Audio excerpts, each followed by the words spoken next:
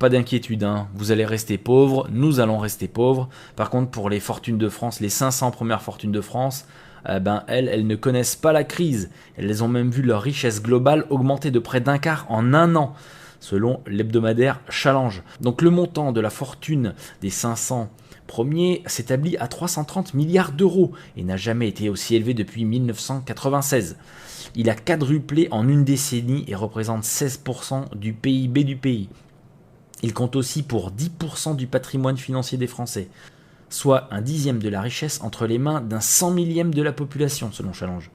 Ce groupe de 500 compte 55 milliardaires, 10 de plus que l'année dernière, précise l'hebdomadaire. Les 10 premiers au classement ont vu leur fortune croître de 30 milliards en 12 mois à 135 milliards, soit 40% du total.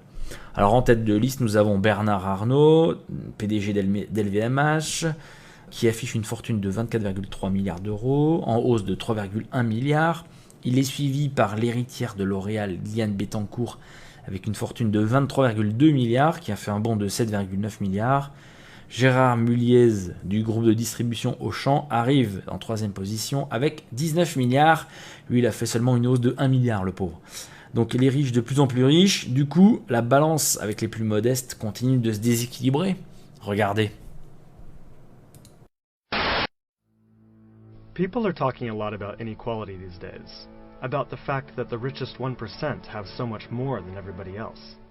But most of the focus seems to be on the United States, and it strikes me that the same story needs to be told about global inequality too. So I did some research, and this is what I found from reliable sources like the UN. It turns out that while the US is totally out of whack, things are actually way worse for the planet as a whole. Let's start with this graph. A perfectly even distribution of wealth among all living people, with everyone divided into 5 equal groups. Now, let's show how much each group actually has. Shocking, right? 80% of the world's people barely have any wealth. It's hard to even see them on the chart. Meanwhile, the richest 2%, they have more wealth than half of the rest of the world. Let's look at this chart another way. Let's take the whole world's population, all 7 billion of us, and reduce it to just a representative 100 individuals. Here they are, poorest people on the left, richest people on the right. Now let's show how the world's total wealth, roughly $223 trillion, is distributed. The vast majority have practically nothing. Nothing with which to educate their children, nothing with which to pay for basic medicines. While the richest 1%, they've accumulated 43% of our world's wealth. The bottom 80%, meanwhile, that's 8 out of every 10 people, have just 6% between them. But even this doesn't really show how extreme things have become. The richest 300 people on Earth have the same wealth as the poorest 3 billion.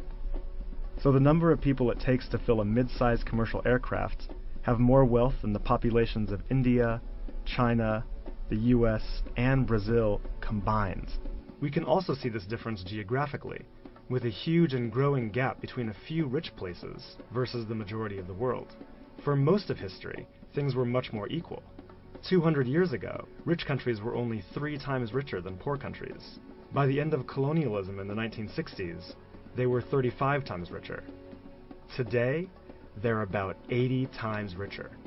Rich countries try to compensate for this by giving aid to poor countries, about $130 billion each year. That's a lot of money. So then why does the wealth gap keep getting bigger? One reason I found is that large corporations are taking more than $900 billion out of poor countries each year through a form of tax avoidance called trade mispricing. On top of this, each year poor countries are paying about $600 billion in debt service to rich countries on loans that have already been paid off many times over. And then there's the money that poor countries lose from trade rules imposed by rich countries to get access to more resources and cheaper labor. Economists from the University of Massachusetts calculate that this costs poor countries about $500 billion a year. Altogether, that's more than $2 trillion that flows from some of the poorest parts of the world to the richest. Every year. Rich governments like to say they're helping poor countries develop. But who's developing who here? This makes me think that there's something wrong with the basic rules of the global economy. It can't be okay that the wealth of our planet is becoming so concentrated in the hands of such a tiny number of people. The only reasonable response, it seems to me, and our only hope, is to change the rules.